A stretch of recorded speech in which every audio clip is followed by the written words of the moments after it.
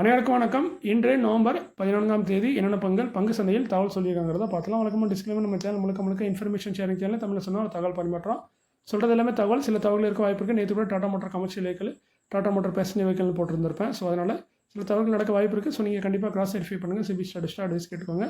நான் சிபி ஸ்டடிஸில் நான் ஒரு சாதாரண இன்வெஸ்டர். எனக்கு தெரிஞ்ச தகவலை அவங்கள்ட்ட ஷேர் பண்ணுறேன். தவறுகள் வந்து என்னோட தவறுகளும் இருக்குது. சில நேரம் பார்த்தீங்கன்னா வெப்சைட்லேயே தவறப்பட்டிருப்பாங்க. நம்ம அதை ஃபாலோ பண்ணும்போது நம்மளும் தவறு செய்யறதுக்கு வாய்ப்பு இருக்குது. ஸோ அதனால் கண்டிப்பாக எந்த விஷயமா இருந்தாலும் 1-2 தடவை கிராஸ் வெரிஃபை பண்ணுறது நல்லது. சிபி ஸ்டடிஸ்ட்டாக அட்வைஸ் கேட்குறது ரொம்ப நல்லது. We are providing only information, no any recommendation. Please consult your financial advisor. We are providing daily information or daily news of stock market or share market. So வழக்கமாக disclaimer, இந்த disclaimer எப்பவும் daily போட்டு தான் ஆகணும், ஒரு வழி இல்லை.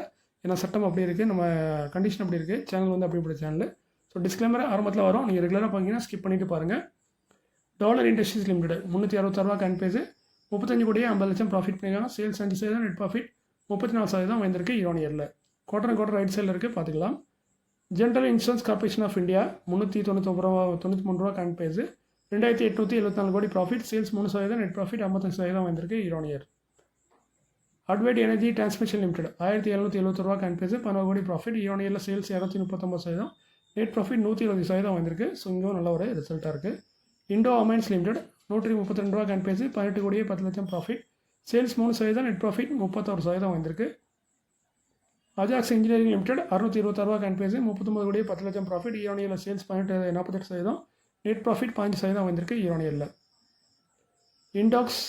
INOX wind limited கன் பேஜ் 149, 121 கோடி ப்ராஃபிட், இயரில் சேல்ஸ் 53%, நெட் ப்ராஃபிட் 43% வந்திருக்கு. ஸோ அந்த வகையில் ரிசல்ட்டு ஒரு நல்ல ரிசல்ட்டாக இருக்குது. மேரிகோல்ட் லிமிடெட் 739 ரூபா கன் பேஜ், 432 கோடி ப்ராஃபிட், சேல்ஸ் 31%, நெட் ப்ராஃபிட் 31% வந்திருக்கு சேல்ஸ். பட் நெட் ப்ராஃபிட் பார்த்தீங்கன்னா 1% டவுன் ஆயிருக்கு. போன வருஷம் பண்ணதோட 1 கோடி கம்மியாக ப்ராஃபிட் பண்ணியிருக்காங்க. அதர் இன்கம், ஆப்ரேட்டிங் மார்ஜின் ரெண்டுமே குறைஞ்சிருக்கு. அதுதான் ஒரு காரணம். Gujarat minerals development corporation limited கன் பேஜ் பார்த்தீங்கன்னா 568, 466 கோடி ப்ராஃபிட், சேல்ஸ் 11% டவுன் ஆயிருக்கு. இயர்லையும் பார்க்கலாம், குவார்டர்லையும் சேல்ஸ் டவுன் ஆயிருக்கு. ஆனால் நெட் ப்ராஃபிட் வந்து அபரிதமாக வந்திருக்கு. காரணம் வந்து அதர் இன்கம்லேயே ஒரு 583 கோடி வந்திருக்கு. அதை தவிர்த்து பார்க்கும்போது ரிசல்ட் டவுனாக வந்திருக்கும். மற்றபடி அதை சேர்த்து பார்க்கும்போது தான் ரிசல்ட் ஓவராலாக சூப்பரான டிவிடெண்டாக இருக்குது, சூப்பரான ரிசல்ட்டாக இருக்குது. இன்ஜினியர்ஸ் இந்தியா லிமிடெட் 200 ரூபா கன் பேஜ், 83 கோடியே 50 லட்சம் ப்ராஃபிட், சேல்ஸ் 34% வந்திருக்கு. ஆனால் நெட் ப்ராஃபிட் பார்த்தீங்கன்னா 16% டவுன் ஆயிருக்கு போன வருஷத்தை கம்பேர் பண்ணும்போது. பிசிபிஎல் ரயில்வே இன்ஃப்ராஸ்ட்ரக்சர் லிமிடெட் 79 ரூபா கன் பேஜ், 3 கோடியே 10 லட்சம் ப்ராஃபிட், சேல்ஸ் 118%, நெட் ப்ராஃபிட் 69% வந்திருக்கு year. PG Electroplast limited 567 ரூபா கன் பேஜ், 2 கோடியே 76 லட்சம் profit, sales 2%, net profit 86% down ஆயிருக்கு இயரில். சாந்தினி மெஷின்ஸ் லிமிடெட் 116 ரூபா கன் பேஜ், 1 கோடியே 6 லட்சம் லாஸ் பண்ணியிருக்காங்க. போன வருஷம் இதே குவார்ட்டரில் பார்த்தீங்கன்னா 26 லட்சம் ப்ராஃபிட் பண்ணாங்க. போன குவார்ட்டர்லையும் பார்த்தீங்கன்னா 25 லட்சம் ப்ராஃபிட் பண்ணாங்க. ஸோ இப்போ 1 கோடியே 6 லட்சம் லாஸ் பண்ணியிருக்காங்க. ஃபண்டமெண்டல் வந்து ரொம்ப வீக்கான ஸ்டாக். நண்பர் ஒரு அடிக்கடி இந்த ஸ்டாக் பற்றி கேட்டுகிட்டே இருப்பார், டெய்லி அப்பர் சர்க்கிட் போடுற மாதிரி. ஸோ இந்த மாதிரி ஸ்டாக்லாம் ஃபண்டமெண்டலாக இருக்குது. ஆனால் என்னென்னா ஸ்டாக்கில் நோட் பண்ண வேண்டிய விஷயம்னு பார்த்தீங்கன்னா, இப்போ நம்பர் ஆஃப் ஷேர் ஹோல்டர் வந்து கம்மியாக இருக்காங்க. கிட்ட 4000 5000 பேர் தான் வச்சுருக்காங்க. ப்ரொமோட்டரும் வச்சுருக்காங்க அதில் அதிகமாக. ஸோ அதனால் பார்த்தீங்கன்னா ஒரு ஷேரில் வந்து நம்பர் ஆஃப் ஷேர் ஹோல்டர் குறைவாக இருக்கும்போது அந்த ஷேரில் மனிபுலேட் பண்ணுறதுக்கான வாய்ப்புகள் அதிகமாக இருக்கும். ஏன்னா வந்து குறிப்பிட்டப்பட்டதான் ஸ்டாக் இருக்காங்க, அவங்களுக்குள்ளேயே கேம் ஆடுறதுக்கு இந்த மாதிரி வாய்ப்புகளை பயன்படுத்துவாங்க. இது வந்து ஒரு எச்சரிக்கையாக பதிவிடுறேன். அடுத்து பார்த்தீங்கன்னா KNR ரயில் இன்ஜினியரிங் லிமிடெட் 37 ரூபா கன் பேஜ், இவங்களும் பார்த்தீங்கன்னா 26 லட்சம் லாஸ் பண்ணியிருக்காங்க. ஸோ ஓவரால் கம்பெனி போன வருஷத்தை கம்பேர் பண்ணும்போது லாஸ் ஆகிருக்கு. போன வருஷம் 4 கோடியே 94 லட்சம் ப்ராஃபிட்டு. ஸோ ஓவரால் ரிசல்ட்டு டவுனாக தான் இருக்குது. போன வருஷத்தை கம்பேர் பண்ணாலும் சரி, போன குவார்ட்டரை கம்பேர் பண்ணலாம். கிருத்தி நியூட்ரிஷன் லிமிடெட் 87 ரூபா கன் பேஜ், 9 கோடியே 23 லட்சம் ப்ராஃபிட், சேல்ஸ் 23% வந்திருக்கு. பட் நெட் ப்ராஃபிட் ஒரு 3% டவுன் ஆயிருக்கு. போன வருஷத்தில் கொஞ்சம் குறைவாக ப்ராஃபிட் பண்ணியிருக்காங்க. கேபிட்டல் இன்ஃப்ரா ட்ரஸ்ட் 78 ரூபா கன் பேஜ், 3 ரூபா 25 பைசா ஒரு ஷேருக்கு, ஒரு யூனிட்டுக்கு இன்கம் டிஸ்ட்ரிபியூஷனாக கொடுக்குறாங்க. இது டிவிடெண்ட் கிடையாது, இன்கம் டிஸ்ட்ரிபியூஷன். 2 ரூபா 52 பைசா இன்ட்ரெஸ்ட்டாக தராங்க. 71 பைசா வந்து டேக்ஸபிள் டிவிடெண்டாக தராங்க. அதாவது அந்த 71 பைசாவுக்கு டேக்ஸ் வர மாதிரி 0.02% பைசா, அதாவது 2 பைசாவை அதர் இன்கம் வந்து கொடுக்குறாங்க. ஸோ டோட்டலாக பார்த்தீங்கன்னா 3 ரூபா 25 பைசா தராங்க ஒரு ஷேருக்கு, ஒரு யூனிட்டுக்கு. ரெக்கார்டு எக்ஸ்டேட் வந்து 19 நவம்பர். சிக்டா வந்து சிவில் கன்ஸ்ட்ரக்ஷன். ஆல்ரெடி இவங்க இந்த வருஷத்தை நிறைய இதே மாதிரி இன்கம் டிஸ்ட்ரிபியூஷன் பண்ணியிருக்காங்க. ஸோ இது ஒரு நல்ல இன்கம் டிஸ்ட்ரிபியூஷன் தரக்கூடிய ஒரு கம்பெனியாக இப்போதைக்கு இருக்காங்க கேபிட்டல் இன்ஃப்ரா ட்ரஸ்ட்டு. அதுமாதிரி 74 கோடி என்னமோ ப்ராஃபிட் பண்ணியிருக்காங்க. போன வருஷம் இதே குவார்ட்டரில் 74 கோடி லாஸ் பண்ணாங்க. இப்போ 74 கோடி ப்ராஃபிட் பண்ணியிருக்காங்க. அது பார்த்தீங்கன்னா நேட்கோ ஃபார்மா 815 ரூபா கன் பேஜ், 518 கோடி ப்ராஃபிட், இயரில் சேல்ஸ் 1%, நெட் ப்ராஃபிட் 23% டவுன் ஆகிருக்கு போன வருஷத்தை கம்பேர் பண்ணும்போது. டிவிடெண்டாக பார்த்தீங்கன்னா ஒரு ஷேருக்கு 1 ரூபா 50 பைசா தராங்க. டிவிடெண்ட் வந்து 0.25% குறைவாக இருக்குது. ரெக்கார்டு வந்து 20 நவம்பர், பேமெண்ட் வந்து 28 நவம்பருக்கு அப்புறம் அக்கௌண்ட்டுக்கு வரும். செக்டர் வந்து pharmaceutical. Sun TV network limited 563 ரூபா கேன் பேஸ் 355 கோடி ப்ராஃபிட். சேல்ஸ் 39% உயர்ந்திருக்கு. நெட் ப்ராஃபிட் 13% டவுன் ஆயிருக்கு. போன வருஷத்தை கம்பேர் பண்ணும்போது அதர் இன்கம் குறைஞ்சிருக்கு. 3 ரூபா 75 பைசா ஒரு ஷேருக்கு டிவிடெண்டும் தராங்க. டிவிடெண்டில் 0.5% அதிகமாக இருக்குது. ரெக்கார்டு வந்து 20 நவம்பர். செக்டர் வந்து TV broadcasting. Polyplex corporation limited 896 ரூபா கன் பேஸு 33 கோடியே 50 லட்சம் ப்ராஃபிட். சேல்ஸ் 3% வந்திருக்கு. நெட் ப்ராஃபிட் 79% டவுன் ஆயிருக்கு. அதர் இன்கம் ஆப்ரேட்டிங் மார்ஜின் ரெண்டுமே குறைஞ்சிருக்கு. 2 ரூபா டிவிடெண்டும் தராங்க. டிவிடெண்ட் பார்த்தீங்கன்னா 0.25% வருது. ரெக்கார்டு வந்து 21 நவம்பர். செக்டர் வந்து பேக்கேஜிங். எம்ஆர்எஃப் லிமிடெட் 1,57,432 ரூபா கரண்ட் ப்ரைஸு 526 கோடி ப்ராஃபிட் பண்ணியிருக்காங்க இயர் ஆன் இயரில். சேல்ஸ் பார்த்தீங்கன்னா 7%, நெட் ப்ராஃபிட் 12% வந்திருக்கு இயர் ஆன் இயர். 3 ரூபா டிவிடெண்டும் தராங்க. ஸோ 1,57,000 ரூபா ஷேருக்கு 3 ரூபா உங்களுக்கு டிவிடெண்டாக தராங்க. ஸோ இதுக்கு முன்னாடி ஒரு பெரிய டிவிடெண்ட் கொடுத்துட்டாங்க. ஸோ அதாவது ரெண்டாவது டிவிடெண்டால் 3 ரூபா கொடுக்குறாங்க. ஸோ டிவிடெண்ட் பார்க்கவே வேண்டாம். ரெக்கார்ட் எக்ஸ்டேட் வந்து 21 நவம்பர். செக்டர் வந்து டயர் அண்ட் ரப்பர் ப்ராடக்ட்டில் இருக்காங்க எம்ஆர்எஃப். எம் லக்காம்சி இண்டஸ்ட்ரியல் லிமிடெட் 9 ரூபா 58 பைசா கரண்ட் பேஸ் ஒரு பெனி ஸ்டாக் தான். ஆனால் வருஷம் ஒரு 10 பைசா இந்த மாதிரி டிவிடெண்ட் தராங்க. டிவிடெண்ட் பார்த்தீங்கன்னா 1% வருது. கொடுக்குறது 10 பைசா, ஆனால் டிவிடெண்டில் 1%. காரணம் வந்து ஸ்டாக்கோட ப்ரைஸ் வெறும் 9 ரூபா தான். ஸோ டிவிடெண்டில் தான் ஒரு ஸ்டாக்கில் என்ன மாதிரி டிவிடெண்ட் தராங்கிறத கரெக்டான சொல்ல முடியும். டிவிடெண்டோட அமௌண்ட் வச்சு சொல்ல முடியாது. இதோட ரெக்கார்ட் பார்த்தீங்கன்னா 21 நவம்பர். செக்டர் வந்து ட்ரேடிங் அண்ட் டிஸ்ட்ரிபியூட்டராக இருக்காங்க. பேமெண்ட் வந்து 5 டிசம்பருக்கு அப்புறம் அக்கௌண்ட்டுக்கு வரும். இன்ஜர்சோல் ரேண்ட் இந்தியா லிமிடெட் 3850 ரூபா கேன் பேஸ் 60 கோடியே 40 லட்சம் ப்ராஃபிட். இயர் ஆன் இயரில் சேல்ஸில் எந்த மாற்றமும் இல்லை. நெட் ப்ராஃபிட்டில் எந்த மாற்றம் இல்லை. போன வருஷம் என்ன பண்ணாங்களோ அதை அப்படியே பண்ணியிருக்காங்க. அதுமாதிரி 55 ரூபா டிவிடெண்டாக தராங்க. பார்த்தீங்கன்னா 55 ரூபா நல்ல பெரிய டிவிடெண்ட் மாதிரி தெரியுது. பட் இந்த ஸ்டாக்கோட ப்ரைஸுக்கு டிவிடெண்ட் பார்த்தீங்கன்னா 1.5% கிட்ட தான் வருது. ரெக்கார்ட் பார்த்தீங்கன்னா 25 நவம்பர். இதோட பேமெண்ட்டும் 5 டிசம்பருக்கு அப்புறம் அக்கௌண்ட்டுக்கு வரும். செக்டர் வந்து கம்ப்ரஸர் பம்ப்ஸ் டீசல் இன்ஜினில் இருக்காங்க. Ingersoll Rand India limited. Meera industries 68 ரூபா கேன் பேஸ் 53 லட்சம் profit. Sales 11%, net profit 59% down ஆயிருக்கு போன வருஷத்தை கம்பேர் பண்ணும்போது. 50 பைசா டிவிடெண்ட் தராங்க. டிவிடெண்ட் 3% வருது. ரெக்கார்ட் பார்த்தீங்கன்னா 28 நவம்பர். செக்டர் வந்து இண்டஸ்ட்ரியல் ப்ராடக்ட்டில் இருக்காங்க. இந்த டிவிடெண்ட் வந்து ப்ரொமோட்டருக்கு போகாது. இந்த ஸ்டாக்கில் அதிகமாக ஹோல்டிங் வச்சிருக்கிறது ப்ரொமோட்டர் தான். பட் அவங்க எங்களுக்கு டிவிடெண்ட் வேண்டாங்கிற மாதிரி சொல்லியிருக்காங்கன்னு நினைக்கிறேன். ஸோ அதனால் டிவிடெண்ட் வந்து ப்ரொமோட்டருக்கு போகாது. ப்ரொமோட்டர் அதை விட்டு கொடுத்துட்டாங்க. நல்ல பெரிய மனசு தான் நினைக்கிறேன். நைல் லிமிடெட் 1806 ரூபா கேன் பேஸ் 16 கோடியே 60 லட்சம் ப்ராஃபிட். சேல்ஸ் 9%, நெட் ப்ராஃபிட் 38% வந்திருக்கு இயர் ஆன் இயர். 5 ரூபா டிவிடெண்ட் தராங்க. டிவிடெண்ட் பார்த்தீங்கன்னா 0.25%. ரெக்கார்ட் வந்து 28 நவம்பர். செக்டர் வந்து இண்டஸ்ட்ரியல் மினரல்ஸில் இருக்காங்க. Nile limited. Mini diamonds India limited ஒரு 140 ரூபா கேன் பேஸ் 2 கோடியே 78 லட்சம் ப்ராஃபிட். சேல்ஸ் 43%, நெட் ப்ராஃபிட் 35% வந்திருக்கு இயர் ஆன் இயர். டிவிடெண்டாக பார்த்தீங்கன்னா டிவிடெண்டில் இவங்க ஸ்பிட் தராங்க. ஆல்ரெடி சொல்லியிருந்தாங்க 1:5 ஃபேஸ் வேலி 10 இருக்காது, 2 மாற்றுறாங்க. ஒரு ஸ்டாக் 5 ஸ்டாக்காக ஸ்பிட் ஆகும். அதுக்கான ரெக்கார்டு வந்து 2 டிசம்பர்னு சொல்லியிருக்காங்க கம்பெனி. செக்டர் வந்து ஜேம்ஸ் ஜுவல்லரி வாட்சஸில் இருக்காங்க.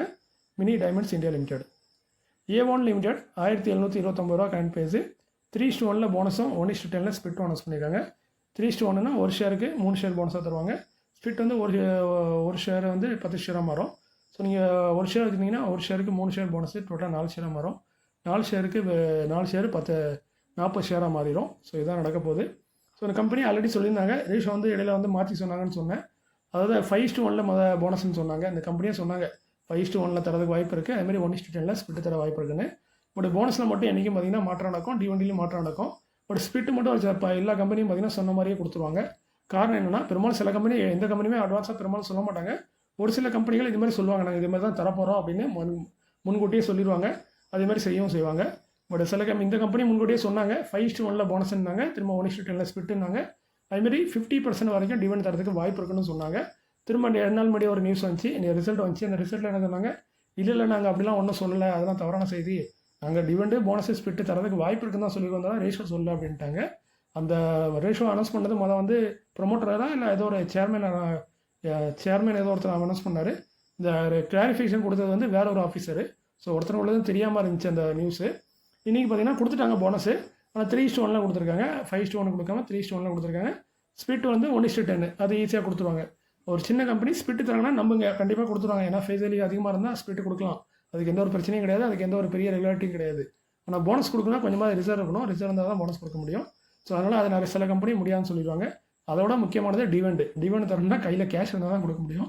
இந்த கம்பெனியும் டிவெண்ட் தரேன்னு சொன்னாங்க. பட் அதுவும் 50%. 50%னா ஃபேஸ் வேல்யூக்கு 50%. ஸோ அந்த வகையில் பார்க்கும்போது 5 ரூபா கிட்ட வரும். பட் இவங்க 2ஆம் மீடியா அதை மறைச்சிட்டாங்க கொடுக்க மாட்டோன்னு. அதே மாதிரி என்னென்னா இப்போ பார்த்தீங்கன்னா டிவிடெண்ட் வந்து இப்போ இந்த இதில் வேண்டாம் அடுத்த குவார்ட்டரில் பார்க்கலாம் அப்படிங்கிற மாதிரி சொல்லிட்டாங்க. ஸோ இந்த மாதிரி கம்பெனிஸ்லாம் இப்படி தான் டிவிடெண்ட் தரேன்னு சொல்லி ஆசையை கட்டிட்டு கடைசியில் முடியாதுன்னு சொல்லிடுவாங்க. ஏன்னா அவங்கள்ட்ட கேஷாக இருக்காது, கேஷ் கொடுக்கறது கஷ்டம். மற்றபடி போனஸ் ஸ்பிட்டுங்கிறது வெறும் கணக்கில் காட்டுறது தான். அதை யாருனாலும் ஈஸியாக கட்டிட்டு போயிடுவாங்க. ஸோ இதுக்கான ரெக்கார்ட் இன்னும் வெளிவரல, கூடிய எல்லாம் வரும். அடுத்து பார்த்தீங்கன்னா Kotak Mahindra bank current price 2075. 21 நவம்பரில் போர்ட் மீட்டிங் இருக்குது. அந்த போர்ட் மீட்டிங்கில் ஸ்டார் ஸ்பீட் கொடுத்து மூடப்போன்னு சொல்கிறாங்க. ஃபேஸ்லி 5 இருக்குது, அதை மாற்றதுக்கு வாய்ப்பு இருக்குன்னு சொல்கிறாங்க. ஸோ இதெல்லாம் பெரிய கம்பெனி, இவங்களாம் சொன்னால் ஓரளவுக்கு செய்வாங்க. பட் இப்போ கூட பார்த்தீங்கன்னா என்எம்டிசி வந்து இன்றைக்கி டிவிடெண்ட் தரதா சொல்லியிருந்தாங்க. பட் அவங்க முடியாதுன்னு சொல்லிட்டாங்க. ஸோ பெரிய ஒரு 90% நம்ம சொல்கிற அந்த கன்சிடர்னு சொல்கிறது அந்த வார்த்தையே அதுக்கு தான். என்னென்னா கொடுக்க வாய்ப்பு இருக்குன்னு தான் அர்த்தம். ஸோ வாய்ப்பு இருக்குங்கும் போதே அது கொடுக்கவும் செய்யலாம், கொடுக்காமலாம் விடாமல் செய்யலாம். ஸோ அந்த இன்றைக்கி என்எம்டிசி பார்த்திங்கன்னா டிவிடெண்ட் இல்லைன்னு சொல்லிட்டாங்க. ஸோ இந்த மாதிரி சில கம்பெனி சொல்லவும் வாய்ப்பு இருக்குது. பட் இது ஸ்பிட்டு தான் தராங்க. ஸோ ஸ்பிட்டு தரதுக்கான வாய்ப்புகள் அதிகமாக இருக்குது. பொறுத்து வந்து பார்க்கலாம். அதே மாதிரி நேற்று நம்ம சேனலோட நண்பர்களை பற்றி சொல்லியிருந்தோம். 2 நண்பர்கள் நம்ம சேனலை ஆரம்பிக்கிறதுக்கு முன்னாடி நம்மளை ஃபாலோ பண்ணுறாங்க. நம்மளுக்கு அதுக்கு முன்னாடி இன்னொரு சேனல் இருந்துச்சு, சிம்பிளி ட்ரேட்னு. அந்த சேனலில் ஃபாலோ பண்ணுற நண்பர்கள் அது வேறு யாரும் இல்லை. அவங்க ஃபோட்டோ நேற்று போட மறந்துட்டேன். ஒன்று பார்த்திங்கன்னா சதீஷன், இன்னொருத்தர் வந்து தர்மராஜ், செல்வகுமார். இவங்க 2 பேரும் தான் பார்த்திங்கன்னா நம்ம சேனலில் வந்து பல வருஷமாக ஃபாலோ பண்ணிட்டு இருக்காங்க. சேனல் ஆரம்பிக்கிறதுக்கு முன்னாடி இருந்து. ஏன்னா அந்த சேனல்லேருந்து இந்த சேனலுக்கு வந்தவங்க. ஸோ அதுபோல் நிறைய நண்பர்கள் இருப்பாங்க. அவங்களாம் தெரியல, பட் இவங்க ரெகுலராக கமெண்ட் பண்ணாலும் இவங்க எனக்கு கண்டுக்கப்பட்டாங்க. அதுமாதிரி நான் இவங்களுக்குன்னு இல்லை, எல்லாத்துக்குமே என்னோட நன்றியை தெரிவிச்சுக்கிறேன். இப்போ வந்து சேனல் ஆரம்பிச்சதுக்கப்புறம் நீங்கள் கொடுக்குற சப்போர்ட்டில் தான் சேனல் இந்த அளவுக்கு வந்திருக்கு. ஸோ அந்த எல்லாத்துக்குமே மிக மிக நன்றியை திரும்பவும் ஒரு தடவை சொல்லிவிடுறேன். ஸோ அதுமாதிரி நண்பர் ஒருவா கேட்டிருந்தாரு, இந்த ஃபண்ட் ரைஸ் பண்ணால் ஷேர் ப்ரைஸ் இன்க்ரீஸ் ஆகுமா ப்ரோ அப்படின்னு கேட்டிருக்காரு. உண்மையாக இந்த கேள்வி நானே சொல்லலாம் கேட்பேன். அது என்ன, நான் ஃபண்ட் ரைஸ் பண்ணும்போது எப்படி ஷேர் ப்ரைஸ் இன்க்ரீஸ் ஆகுது அப்படின்ட்டு. நான் இன்க்ரீஸ் ஆகிருக்கு, நிறையா சினாரியோவில் பார்த்தீங்கன்னா இன்க்ரீஸ் ஆகிருக்கு. பட் ஃபண்ட் ரைஸ் பண்ணுறதுங்கிறது கம்பெனிட்ட பணம் இல்லை. அவங்க வந்து வெளியே ப்ரைவேட்டில் யாரோ ஒரு பெரிய இன்வெஸ்டர் பிடிச்சி பணம் வாங்கலாம், ஷேர் இஷ்யூ பண்ணலாம், இல்லை பாண்டு இஷ்யூ பண்ணலாம். இப்படி ஏதாவது ஒன்று இஷ்யூ பண்ணி ஃபண்ட் ரைஸ் பண்ணுவாங்க, கம்பெனிக்கு பணம் தேவைன்னு. ஸோ இது வந்து ஒரு வகையில் நல்லது தான். அந்த ரைஸ் பண்ணுற ஃபண்டை வந்து அவங்க நல்ல பதத்துக்கு யூஸ் பண்ணுவாங்க அப்படிங்கிற நம்பிக்கையில் ஷேரோட ப்ரைஸை கூட்டத்துக்கு வாய்ப்பு இருக்குது. அதேமாதிரி இன்னொன்று என்னென்னா, அந்த கம்பெனியை நம்பி இன்னொருத்தங்க யாரோ பணம் போடுறாங்களா, அப்போ கம்பெனி நல்ல கம்பெனியாக இருக்க போய் தான் பணம் போடுறாங்கிற ஒரு அர்த்தமும் வரும். ஸோ அந்த வகையிலையும் ஷேர் ப்ரைஸ் கூட வாய்ப்பு இருக்குது. பட் இது எல்லாரையும் நடக்குமாங்கிறது கேள்விக்குறி தான். ஸோ ஃபண்ட் ரைஸுங்கிறது கடன் வாங்குறது தான். கிட்டத்தட்ட எங்கிட்ட பணம் இல்லை, கொஞ்சம் கடன் கொடுங்க, நான் பிஸ்னஸ் பண்ணிட்டு அவங்க தரங்கிற மாதிரி. ஸோ அதை நல்லதாகவும் பார்த்துக்கலாம், கெட்டதாகவும் பார்க்கலாம். சில கம்பெனி ஃபண்டை ரைஸ் பண்ணிவிட்டு அவங்க தனிப்பட்ட யூஸ்க்கும் பண்ணதுக்கு வாய்ப்பு இருக்குது. ஸோ இது எல்லா ஷேர்லையும் நடக்காது. சில ஷேரில் சில இதில் பார்த்தீங்கன்னா கொஞ்சம் இம்ப்ரூவ்மெண்ட் ஆகிருக்கு. ஸோ அந்த லாஜிக்கில் தான் நம்ம கேட்டிருக்காரு. சில விஷயங்கள் நடக்குது, பட் அந்த ஃபண்டை நல்ல விஷயத்தில் பயன்படுத்தணும். ஸோ இது எனக்கு தெரிஞ்சது. உங்களுக்கு தெரிஞ்சு வேறு ஏதாவது காரணம் இருந்தால் கமெண்ட்டில் தெரியப்படுத்துங்க. அதுமாதிரி நம்ம சேனல் இன்றைக்கி உங்களுக்கு பயனுள்ளதாக இருந்துச்சுன்னா போகும்போது லைக் பட்டனாக தட்டி விட்டு போங்க. அதுமாதிரி நெக்ஸ்ட் வீக்கில் கொஞ்சம் வீடியோ ரெகுலராக வராது. நான் கொஞ்சம் வெளியூர் போகிறேன், பெங்களூர் போகிறனால திரும்ப ரெகுலராக வரது கொஞ்சம் கம்மியாக இருக்கும். முடிஞ்ச அளவுக்கு ட்ரை பண்ணி வீடியோ போடுறதுக்கு ட்ரை பண்ணுறேன். பட் நாளை கழிச்சு ஒரு வீடியோ, சண்டே ஒரு வீடியோ போட்டுட்டு திரும்ப அதுக்கப்புறம் வீடியோங்கிறது கொஞ்சம் குறைய வாய்ப்பு இருக்குது. அதுமாதிரி செய்திகளும் குறைஞ்சிட்டே போகுது. போக நம்ம சேனலில் பெருசாக செய்தியும் இருக்காது. நம்ம சேனல் முழுக்க அந்த தகவலை இன்ஃபர்மேஷனை தான் அடிப்படையாக வச்சு தான் இயங்கக்கூடிய ஒரு சேனல். ஸோ அது இல்லாமல் நம்மளால் சேனலை நடத்த முடியாது. ஸோ அதுக்கப்புறம் திரும்ப என்றைக்கு தகவல் வருதோ அன்றைக்கி தான் வீடியோ போடுவோம். ஸோ முடிஞ்ச அளவுக்கு முயற்சி பண்ணுறேன். உங்கள் ஆதரவுக்கு திரும்பவும் நன்றி. வீடியோ பிடிச்சிருந்தா போகும்போது அந்த லைக்கை தட்டி விட்டு போங்க. அது உங்கள் விருப்பம். மீண்டும் ஒரு நல்ல காலையில் உங்களை இப்போ சந்திக்கிறேன். நிறைய நண்பர்கள் அடிக்கடி சொல்கிறது வந்து நீங்கள் பேசுகிறத கொஞ்சம் குறைச்சிக்கோங்க, அதை கொஞ்சம் பெஸ்ட்டாக இருக்கும்னு. முடிஞ்சளவுக்கு குறைச்சிக்கிட்டேன். கண்டிப்பாக உங்கள் அட்வைஸை ஃபாலோ பண்ணுறேன். சில நேரம் பேசணும்னா பேசினதே திரும்ப பேசுகிறேன், அது எனக்கும் தெரியுது. பட் சில நேரம் அவாய்ட் பண்ண முடியாமல் போயிருது. ஸோ முடிஞ்ச அளவுக்கு அதை குறைச்சிக்கல முயற்சி பண்ணுறேன். இப்படிக்கு உங்களில் ஒருவன். நன்றி, வணக்கம்.